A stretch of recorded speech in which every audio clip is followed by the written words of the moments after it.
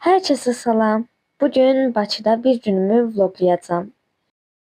İlk öncə gördüyünüz kimi Stranger Things yumurtası açsam və belə bir fiqur çıxdı. Çox bəyəndim. Bunu maşında açdım çünki dayana bilmədim.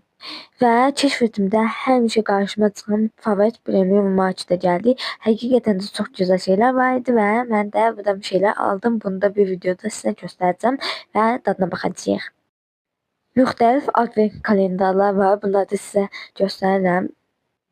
Belə yeni ilə aid çoxlu abur-cuburlar gəlmişdi. İndi isə marketdən çıxıram və aldıqlarımı göstərirəm. İndi isə premium'a gəldim və sizə burada çəkirəm. Yəni burada çox çeşid yeni il dekoru var idi və yeni il dekorundan başqa əşyalar da var idi. Yolkadan tutmuş istədiyiniz yeni il dekorunu buradan tapmaq olar. Və mən buradan 2 dənə şey aldım. Bəyəndim və sizə buradakı led işıqlar falan çəkirəm. Belə zəllər var və belə led işıq. Adam çox olduğuna görə çox da çəkəmədim, amma məncə qısa bir videoya görə bu qədər çəkiliş bəsdir. Artıq saat gec olduğuna görə bulvarda gəzməyə çıxdıq və Bakını yəni çox gözəl bəzəmişdilər. Bulvarda yeni buz üstünde sürüşmək üçün bir şey gəlmişdi və mən əslində ona gedəcəydim, sadəcə vaxt çatmadı. Targoviyada gedəcəyimizə görə çox təəssüf ki. Adamlar o qədər çox idi ki, gəzmək olmurdu.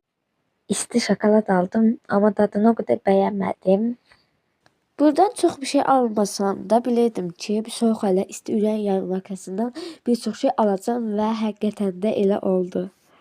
Nəhayət ki, soyuq əllər isti ürək yarmarkasına gəlib çatdıq və sizə stendləri göstərirəm.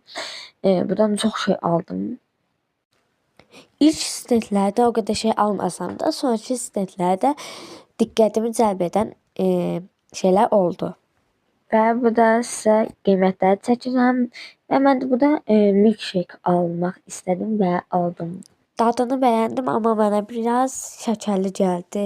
Amma yedi qəşəngdir. Milkshake'i burada sizə göstərirəm.